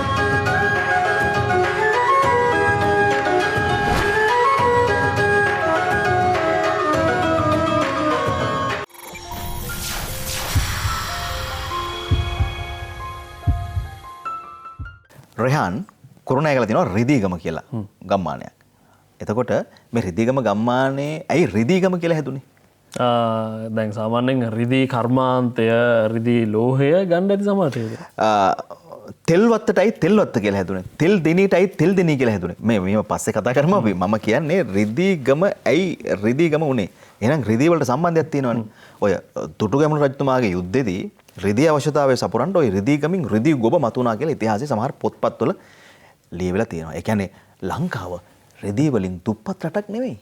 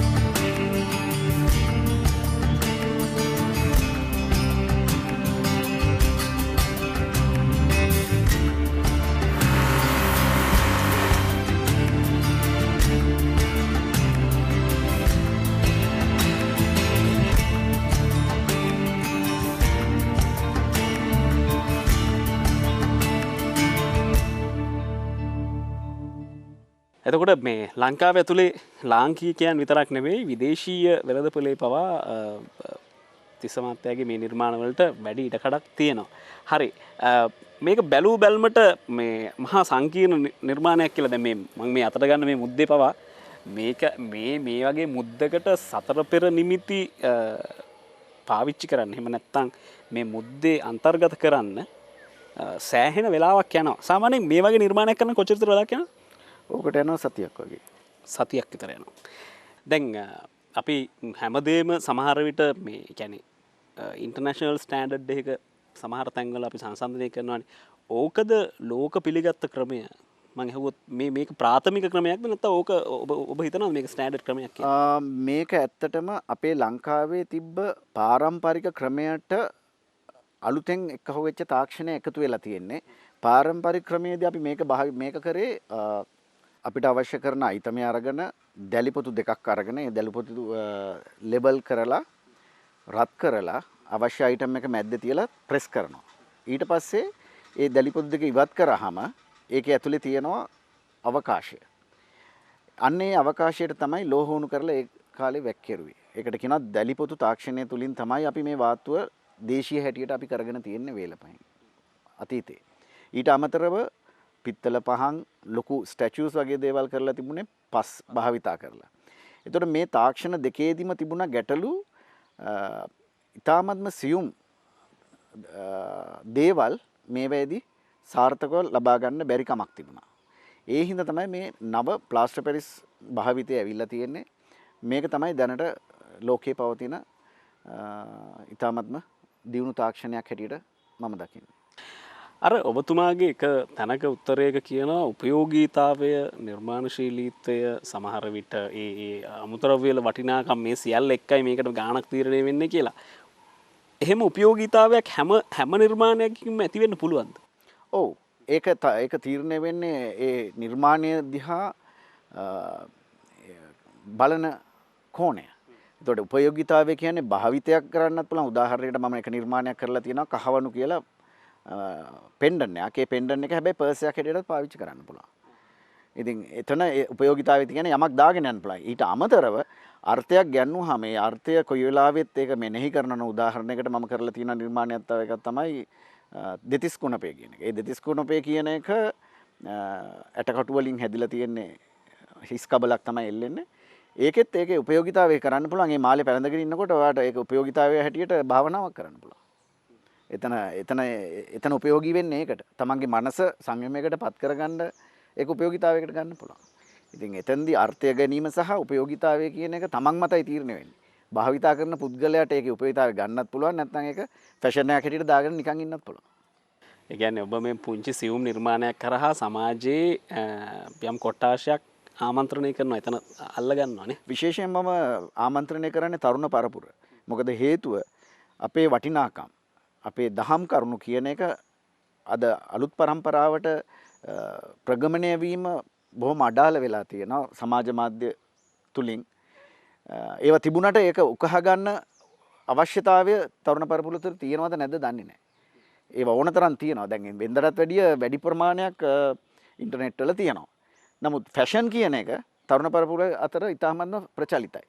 ඉතින් මම බලාපොරොත්තු වෙනවා මේ වගේ ෆැෂන් කියන සංකල්පය තුළට මේ අර්ථවත් දේවල් අපේ වටිනාකම් අපේ දහම් කරුණු ඇතුළත් කරොත් ඒ තුලින් ඔවුන්ව දැනුවත් වෙලා ඔවුන් ඒක උපයෝගීතාවයකට භාවිතා කරලා ඒගොල්ලන්ගේ ඔවුන්ගේ තියෙන ආධ්‍යාත්මික ගුණවගාවන් වර්ධනය කරගන්න මේක ඉවහල් වෙයි කියලා.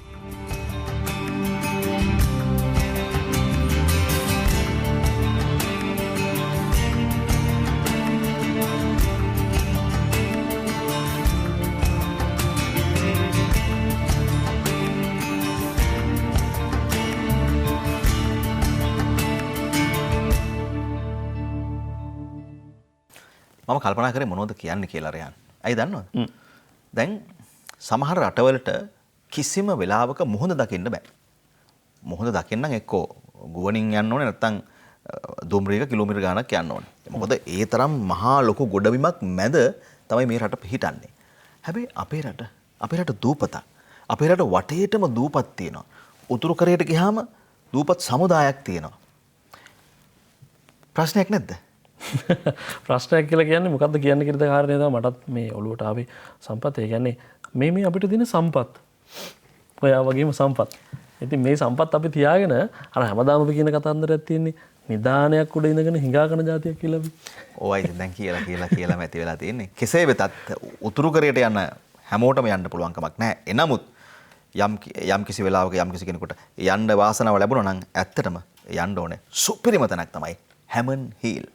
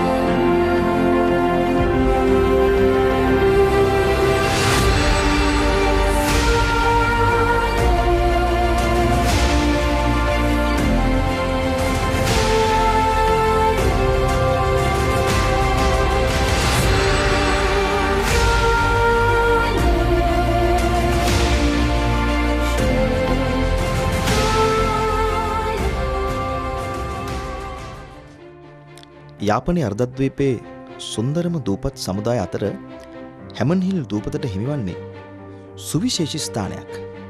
අපි මේ යන්නේ කරේ නගර වලින් බෝට්ටුවේ නැගලා ශ්‍රී ලංකා නාවික හමුදාවත් එක්ක හැමන් හිල් දූපත හොයාගෙන. ඊතරම්ම සුන්දර, ඊතරම්ම මනරම් දූපතක් හැටියට තමයි මේ හැමන් හිල් දූපත අපිට හඳුන්වන්න පුළුවන් වෙන්නේ. ඒකට හේතුව මෙරට විතරක් නොව විදේශීය ජාතින් පවා මේ හැමන් හිල් දූපතට නෙත හෙලා ඇති බව ඉතිහාසය හොයනකොට අපිට හම්බෙනවා. ඒ තරමටම රටේ ආරක්ෂාවට, ලස්සනට, සංචාරක කර්මාන්තයට, සුන්දරත්වයට අතිශය අවස්ථා සපයන දූපතක් හැටියට හැමන් හිල් අපිට හඳුනන්න පුළුවන්. බොහෝ දෙනෙක් ලාංකිකයන් සතපහ දූපත ලෙස හැඳින්වෙත් හැමන් හිල් දූපතම තමයි. කරේනගර දූපතේ සිට ඉතාම ආසන්නයේ පිහිටා ඇති පර්චස් 32ක් පමණ තියෙන මෙම දූපත ලංකාවේ සුන්දරතම කුඩාම දිවයින හැටියට අපිට හඳුන්වන්න පුළුවන්. හරියටම කරේනගර දූපතේ සිට මීටර් 400ක දුරක් බෝට්ටුවේ ගියාම තමයි අපිට හැමන් හිල් දූපත හම්බෙන්නේ. කරේනගර ජැටියට ආවම හැමන් හිල් දූපත අතිශය මනරම් විදිහට කෙනෙකුට බලන්න පුළුවන්. විශේෂයෙන්ම සන්ධ්‍යාවේ ඉර වැසගෙන යන දර්ශනෙත් එක්ක හැමන් හිල් බලකොටුව, හැමන් හිල් දූපත පුදුම විදිහේ නෙතට කාන්තියක් ගේන දූපතක්. හැමන් හිල් දූපතේ බලකොටුවක් ගොඩනගා තිබෙන්නේ පෘතුගීසීන්. අපි දන්නවා ලංකාව වටේට විදේශිකයන් ගොඩනගපු බලකොටු අනන්ත අප්‍රමාණව තිබෙනවා. ඔබ දන්නවද යාපනයේ තාරුකා කොටුව? ලංකාවේ බලකොටු අතර යාපනයේ තාරුකා කොටුවට හිමිවන්නේ වෙසෙසි තැනක්. ඒ වගේම තමයි ඩෙල්ෆ් දූපතේ තිබෙන බලකොටුව, ගාලු කොටුව. විශේෂයෙන්ම හැම තැනකම ලංකාවේ තිබෙන බලකොටු එවකට ලංකාව පාලනය කරපු පෘතුගීසි, ලන්දේසි, ඉංග්‍රීසි වැනි විදේශිකයින්ගේ ආරක්ෂාව උදෙසා තමයි නිර්මාණය කොට තිබුණේ. එහෙමනම් හැමන් හිල් දූපතේ බලකොටුව නිර්මාණය වුණේ ඇයි? හැමන් හිල් දූපත හැම තැනකටම දර්ශනීය වෙන දූපතක්. යාපනයේ අර්ධද්වීපයේ සෑම දූපතකටම ආරක්ෂාව සපයන්න පුළුවන් දූපතක්. ඒ නිසා තමයි පෘතුගීසීන් විසින් මේ බලකොටුව හැමන් හිල් දූපතේම නිර්මාණය කොට තිබෙන්නේ. දර්ශනීය බලකොටුව නිර්මාණය කොට තිබෙන්නේ හිරිගල් වලින්. ඊටාම උස බිත්ති, ප්‍රමාණයෙන් ලොකු කවුළු මේ බලකොටුව අපිට දක්නට පුළුවන්. අඩියකට ආසන්න පළලකින් සමන්විත මහත් දැවැන්ත බිත්ති. මේ බලකොටුවේ නිර්මාණය කිරීමේදී බලකොටුවට තියා ඇති ඔත්තු සෙවීම සඳහා, ඔත්තු බැලීම සඳහා තිබෙන කවුළු ඇතැම් වෙලාවට තුවක්කුව අතටගත්ත මුරකරුවෙකු සිටින කවුළුව. ඒ මුරකරුවා ඈත දියම දෙස බලන කවුළුව. ඒ විතරක් නෙමෙයි, වෙනත් පණිවිඩ සොයාගන්න කවුළු. එකිනෙකට වෙනස් වූ කවුළු තමයි අපිට මේ බලකොටුවේ දකින්න පුළුවන් වෙන්නේ.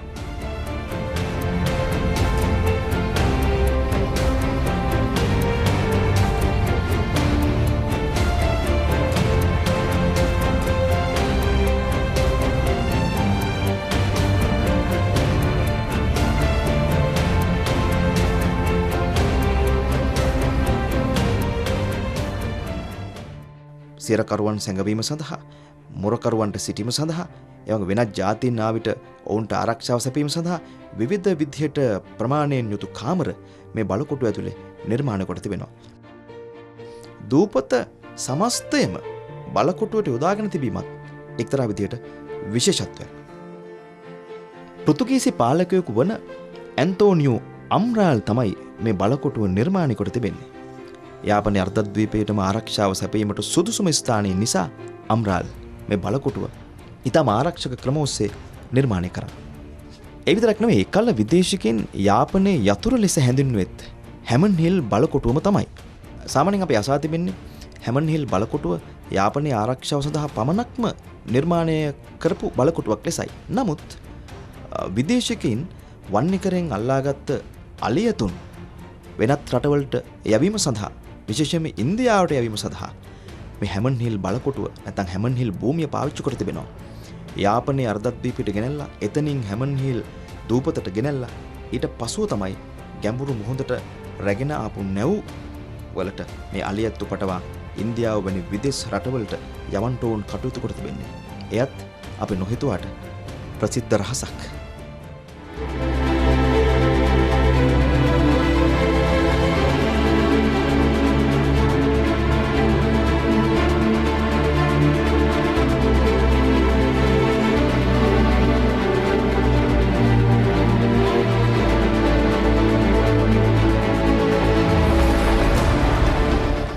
සම්පත් ජනප්‍රියතාවය කියන එක කොයිතරම් දුරට මිල කරන්න පුළුවන්ද ආහිතන විදියට? කිසිම දවසක ජනප්‍රියත්වය මිල කළ නොහැක. හැබැයි ප්‍රසිද්ධිය මිල කරන්න පුළුවන්.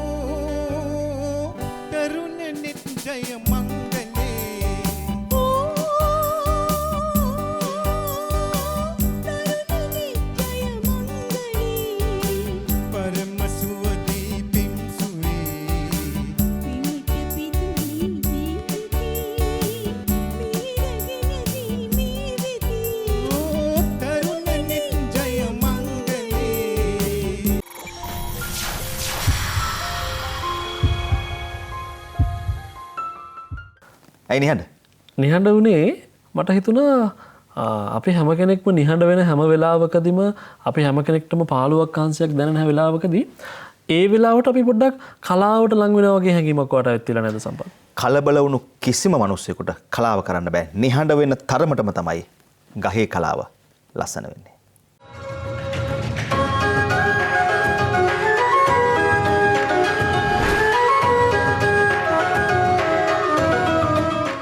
තියෙන ඔක්කොම බොන්සයි කරපු ගස් තනිකරම බොන්සයි කැලයක්. අපි තෝරාගත්ත ගස් කීපයක් විතරක් අරගෙන කතා කරනවා. මොකද ඒ ගස්වල ඇත්තටම කමිලයි මේ ගස්වල ලස්සනම තමයි අපිට දකින්න පුළුවන් වෙන්නේ. අපි තෝරාගත්ත ගස් කීපයක් ගමු. මෙතනින් පටන් ගමු නෝකරේ. ඔව්. මේක ෆීගස් මයික්‍රෝකාපා එකක්. මේක අවුරුදු 22ක් විතර වගේ වයස එකක්. මේක හරීම වැඩිම බාල ගහක්. ඒ තරම් ෆාස්ට් ග්‍රෝවින් එකක් නෑ. බොහොම හිමීට වැඩෙන ගහක්. ඒක තමයි ෆීකස් මයික්‍රෝවාපා කියන්නේ. දැන් අවුරුදු 23ක් විතර වගේ නෝ හරියටම. මෙතන එක ගහක්ද තියෙන්නේ? ඔව් මෙතන ගහක් තියෙන්නේ. right. මෙන්න මේක හිත යනවා කාගෙත්. මොකක්ද මේක? මේක පිලෝඩියම් එලිගන්ස් කියලා අපේ අන්දර කුලේ ගහක් මේක. මේක වයස ගත්තොත් අවුරුදු 100ක් විතර වගේ වයසයි. ඒ කියන්නේ ඔයාත් කලින් හරි ගත්ත එක. ඔව් මම ගත්ත කෙනාගේ 100ගේ ගහක් මේක. මම අරගෙනත් දැන් අවුරුදු 10ක් විතර වගේ වෙනවා. ඔව් ඇත්තටම ඉතින් මේ වගේ මහත ගහක් ඇත්තටම දැක්කට පස්සේ ඕන කෙනෙකුට හිතාගත්ත හැකි මේකේ වයස 100කටත් වැඩි කියලා හිතෙන්න පුළුවන්. අන්දරගස් මහත් වෙන්න සෑහෙන කාලයක් යනවා. මේ වගේ ගහක් ඇත්තටම දැක්කට පස්සේ ඕන කෙනෙකුට හිතා ගන්න පුළුවන් ඒක. කමිලේ දැන් අවුරුදු 100ක් මේ ගහක් වතුර දාලා බලා ගන්නවා කියන එකත් ලේසි. දැන් අපි නිකන් හිතමු සුමානයක් ගෙදර වහලා ගියොත් මේ ටික දාලා මේ ගහ මැරෙනවනේ. නෑ මේ ගහ සුමානයකට වැඩිය කල් තියාගන්න පුළුවන්. එහෙමද? ඔව්. වතුර කොච්චර වුණත් මෙයා ඉන්නවා. ඉන්නවා. ඔයා නුග වර්ග කීයක් හදලා තියෙනවද? මයි ගාව නුග වර්ග දැන්ට තියෙනවා 95ක් 100කට ආසන්න නුග වර්ග තියෙනවා මයි ගාව. සාමාන්‍යයෙන් අපි ලංකාවේ ගත්තොත් නුග වර්ග කීයක් පලිනවා කියලා හොයලා තියෙනවද? ලංකාවේ නුග වර්ග 30ක් විතර වගේ තියෙනවා. ඒ නුග කියන්නේ සාමාන්‍ය මොරෑසියේ ෆීකස් ගණයේ තමයි යන්නේ ශාක පවුල මොරෑසියේ. එතකොට ෆීකස් කියන්නේ ගණනාමය ස්පීසිස්. මගේ ගාව ලංකාවේ ටිකත් ඇතුළුව සාමාන්‍යයෙන් 95ක් 100කට ආසන්න වර්ග තියෙනවා. ඔව් මේකට අවුරුදු 20ක් මේකට අවුරුදු 20ක් විතර වගේ වෙනවා. මොකද මේකේ මල් වර්ගයක් තියෙනවා. මේක මෙල්පිජියා කොක්සිගිරා අපේ හෝතෝන් කියලා කොමන් හඳුන්වන ගහක්. මේකට අවුරුදු 25ක් විතර වගේ වෙනවා. මේක බ්‍රූම් ස්ටයිල් එකට ගහලා තියෙන කොස්සක ආකාරයට. ඒ වගේ එක එක ගස් වලට ආවේනික ස්ටයිල් තියෙනවා. සාමාන්‍ය ලෝකයේ දැන් භාවිත කරන ස්ටයිල් වර්ග 26ක් විතර. ඒ 26ට අමතරව සාමාන්‍යයෙන් අපිට කම්බයින් කරලා යන්න පුළුවන්. සාමාන්‍ය අපිට දැන් මේකට මේ ගහ ගලක් උඩට තියලා බ්‍රූම් ස්ටයිල් එකකට රොක් බොන්සායි එකක් වෙනවා. එහෙම අපිට මොඩරේට් කරලා ගන්න පුළුවන් ගස් වර්ග තියෙනවා. මේක කට් කරන්නේ මාස කීයෙන් කීයටද? ඒක මාස ගාන නෙමෙයි ගහේ වැඩිම අනුව. සාමාන්‍යයෙන් දැන් මේ වැහි කාලයක් ඉවර වෙලා අලුතෙන් අවුරල්ලක් හොඳට වැටිගෙන එනකොට ඔන්න අලුතෙන් දළු දානවා. කපනයිද? ඔව්. ගහේ එක එක ගහෙන් ගහට ආවේනික වූ වර්ධන වේගයන් තියෙන මේ හැම බොන්සයි ගහකම.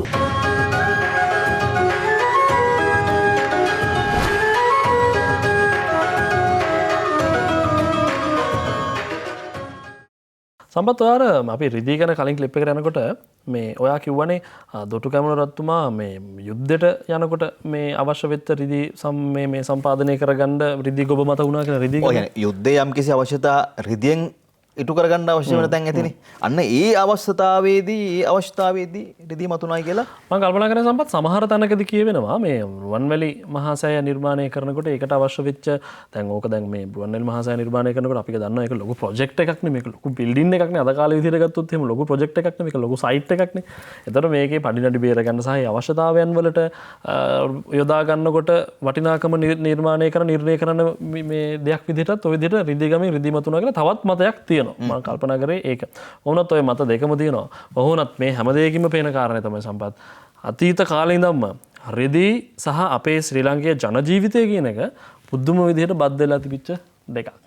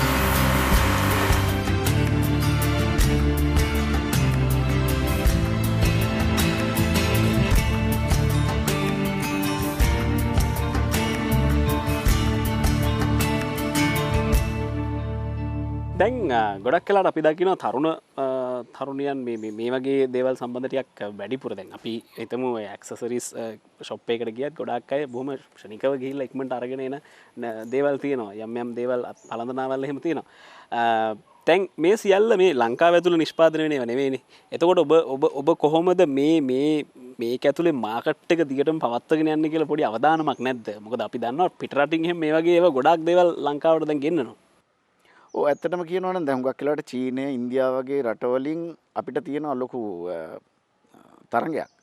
මොකද ඊටාත්ම ලාභ මෙල්ටින් පොයින්ට් එක අඩු පියුට වගේ ලෝහ වලින් ඒගොල්ලන් නිර්මාණ කරලා ලංකාවට එවනවා. ඒ කියන්නේ ක්වොලිටි එක අඩුයි ඒවයි කල් පැවැත්ම එහෙම අඩුයි. නමුත් දැන් අපේ නිර්මාණ කාලාන්තරයක් පවතිනවා ඒවල් නියම ලෝහ වලින් කරන්නේ.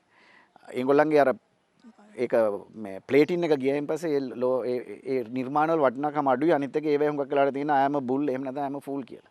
බෙල් එල්ලගෙන ඉන්නේ. එහෙම නෙමෙයි අපේ ලංකාවේ අපේ තියෙනවා අරටු. ඒ වගේම අපේ මුල් තියෙනවා. මේ අරටු සහ මුල් වල තියෙන පෝෂණය අපිට පුළුවන් මේ ආභරණ කලාව තුලින් අලුත් පරම්පරාවට දෙන්න. දැන් අපි දන්නවා අපේ රටේ නම් මේ වගේ නිර්මාණවලට යම්කිසි කාල සීමාවක් ඇතුලේ මාකට් එකක් එහෙම නැත්නම් මිනිස්සුන්ට ඇවිල්ලා බලන්න සහ මේ වගේ දේවල් සම්බන්ධ දැනුවත් වෙන්න යම් අවස්ථා තිබුණා. අද වෙනකොට යම් විදිහකින් මට හිතෙනවා මේ ඒ තිබුණ සිස්ටම් එක පොඩ්ඩක් වෙනස් වෙලා යම් තැනක අඩපණ වෙලා තියෙනවා. මේ ශිල්පීන් කියන අය අතීතයේ ඉඳලම පැවතුණා. දැන් අද වුණත් ටුවරිසම් තියෙන්නේ ඇයි? ඒ කාලේ සින්දු කියපු අය අද නැහැ.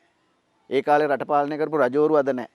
නමුත් ඒගොල්ලන්ගේ කැටයම් ඒගොල්ලන්ගේ රූප ගල්වල කොටලා ලීවල කොටලා තිබ්බ හින්දා තමයි අද අපි දන්නේ මේ වගේ කට්ටියක් හිටියා මේ වගේ රාජසිංහ රජුරු හිටියා කියලා දන්නේ අර ශිල්පීන් තමන්ගේ නිර්මාණ තුලින් මේ අතීතය වර්තමානයට ගෙන ආවා.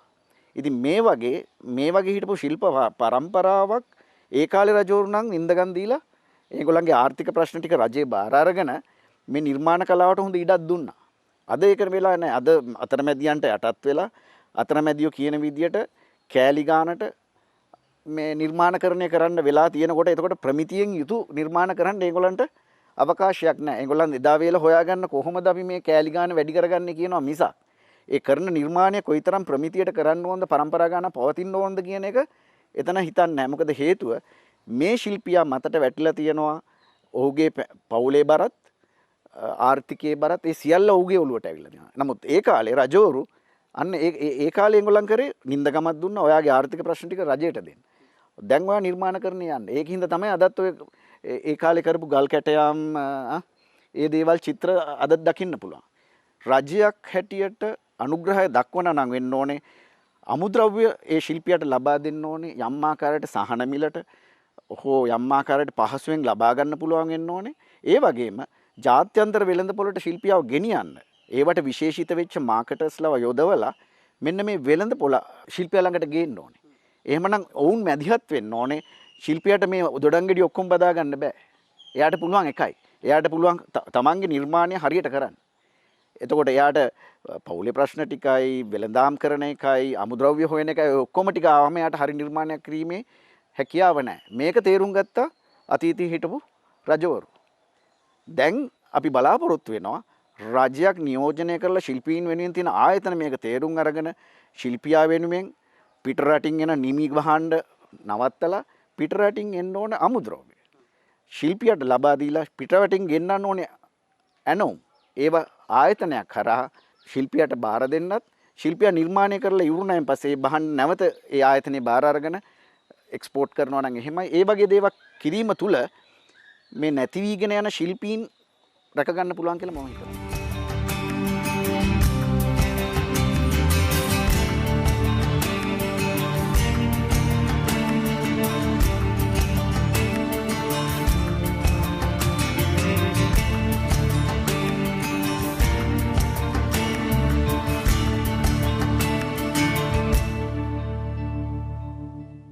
අපි ආයෙ ඔබට පෙන්වන්නේ හැමන් හිල්.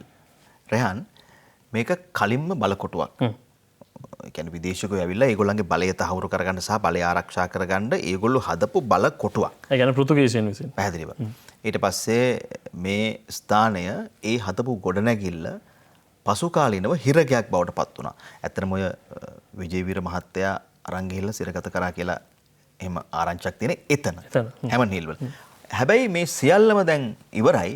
අලුත් පරිච්ඡේදයක් ලියවිලා තියෙනවා. ශ්‍රී ලංකා නාවික හමුදාව මේ දූපතේ ඒ ගොඩනැගිල්ල සංචාරක නිකේතනයක් බවට පත් කරලා යන අයට එන අයට මනදොල නෙතසිත පිනවන ආකාරයට ඒ පරිසරය මහා සුන්දර විදියට නිර්මාණය කරලා තියෙනවා.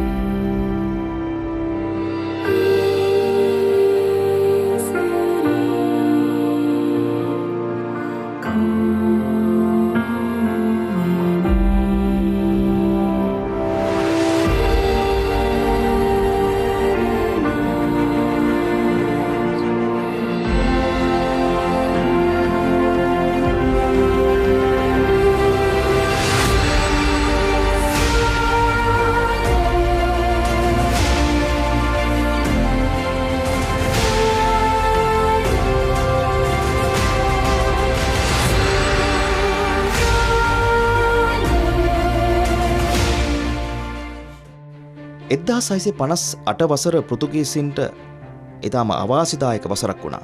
ඒකට හේතුව පෘතුගීසින් නිර්මාණය කොට පාලනය කරගෙන ගියපු ඒ වගේම ඔවුන්ට ආරක්ෂාව සඳහා යොදාගෙන තිබුණු මේ බලකොටුව 1958 වසරේදී ඕලන්ද හමුදාව විසින් අත්පත් කරගන්නවා. සාමාන්‍ය ලංකාවේ ප්‍රසිද්ධ කාරණේ තමයි පෘතුගීසීන් මේ බලකොටුව නිර්මාණය කරාට පසුව මේ බලකොටුවේ පානීය ජල අවශ්‍යතාව සඳහා ඔවුන් යම් උපක්‍රමයක් යොදා තිබුණේ නැහැ. ඔවුන්ට අවශ්‍ය ප්‍රමාණයට ඔවුන් ජලය සපයාගෙන අවශ්‍ය කාලවලදී පාවිච්චි කරා මිස දීර්ඝ කාලීනව පානීය ජලයේ අවශ්‍යතාවය ඔවුන්ට දැනුන්නේ නැහැ. මෙන්න මේ ගැටලුව ඕලන්ද හමුදාව විසින් ඊටම සූක්ෂම විදිහට ප්‍රයෝජනයට ගත්තා. ඔවුන් කරේ පෘතුගීසි හමුදා හිර කරගෙන හිටියා. ඔවුන්ගේ ජලය ඉවර වන තෙක්ම අවසානයේ සිද්ධ වුණා පෘතුගීසීන්ට පානීය ජලය නැතුව ඕලන්ද හමුදාව වෙත යටත් වෙන්න. අන්න ඒ යටත් වීමත් එක්ක තමයි මේ බලකොටුව ඕලන්ද හමුදාව විසින් අත්පත් කරගන්නේ. 1958 අප්‍රේල් 28 වෙනිදා ඕලන්ද හමුදාව විසින් මේ බලකොටුව අත්පත් කරගත්තා.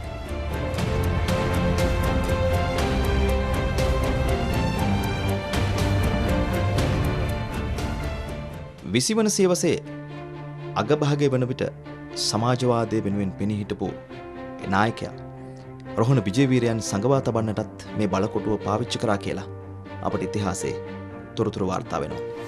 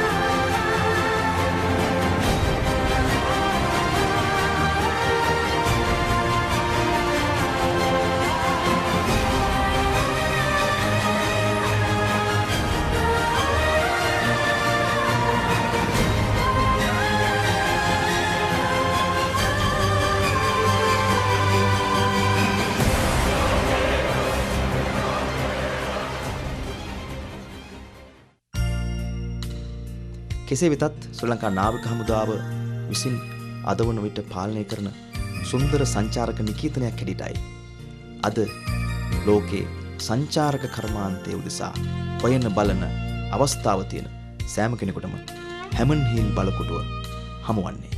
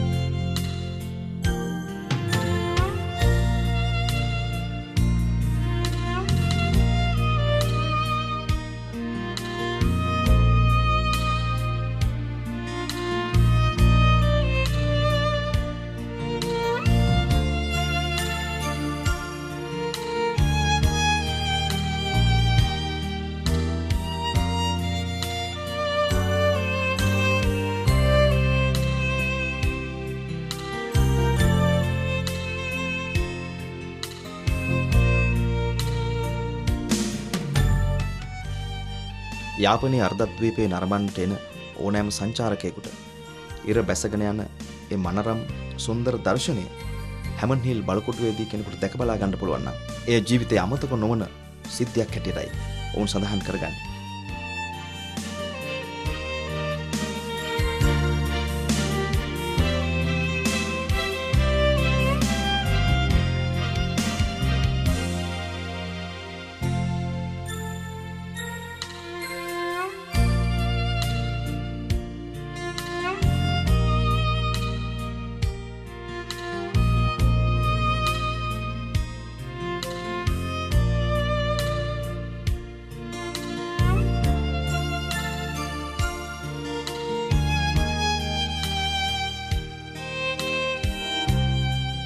අපි දන්නවා අපිටම ආවේනික වූ කලාවක් තියෙනවා සම්ප්‍රදායක් තියෙනවා. ඒ තමයි පෙරදිග ආරය.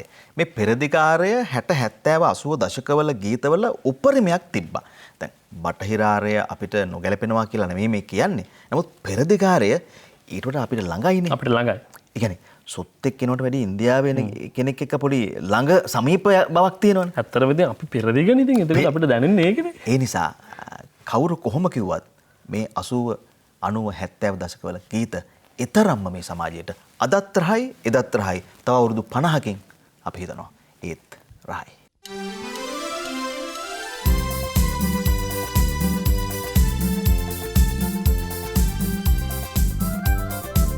සිරිනි සරු සරදීලා නීල ගොයම් පැසී දර්ශනී රම්‍ය ලංකාරදී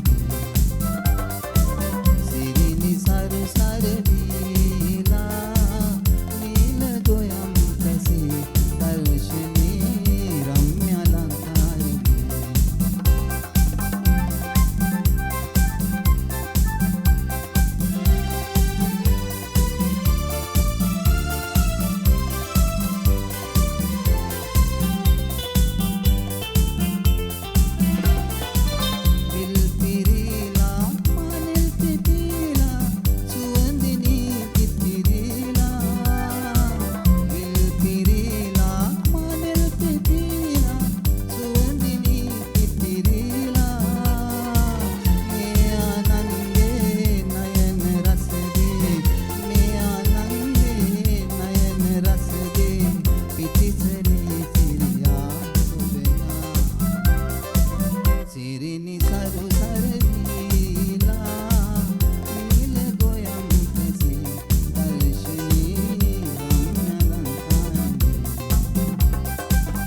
හරි වැඩසටහන ඔන්න ඉවර කරන්න හදන්නේ අද. මේ ඉවර කරනකොට හැමදාමත් වගේ කියන්න තියෙන දේ තමයි ඔබ විසින් නැගී හිටින්න කියන කාරණේ තමයි මතක් කරන්න තියෙන්නේ. සම්පත් වර මොනවද කියන්න තියෙනවද? මොනවද ඉතින් අපි හැමදාම කියනවා මොකද මේ අපිට කාගේවත් දේවල් ලැබෙනකම් බලා සිටීම යලි යලිත් පරාජයටම හේතු වෙන්නේ. මොකද අපි කියන්නේ ඔබේ ගෙදර මිරිස් ගහක් තියෙනවා නම් ඒකේ මිරිස් කරලෙන් ඔබ පරිභෝජනය කරන්න අනුන්ගේ ගහේ මිරිස් කරලා දිහා බලන්න එපා. පුළුවන් නම් මේ ගැන ටිකක් වැඩිපුර හිතන්න. අපි එහෙනම් යන්. ලබන බදාදා යලියනවා ඔබට සුබ රාත්‍රියක්.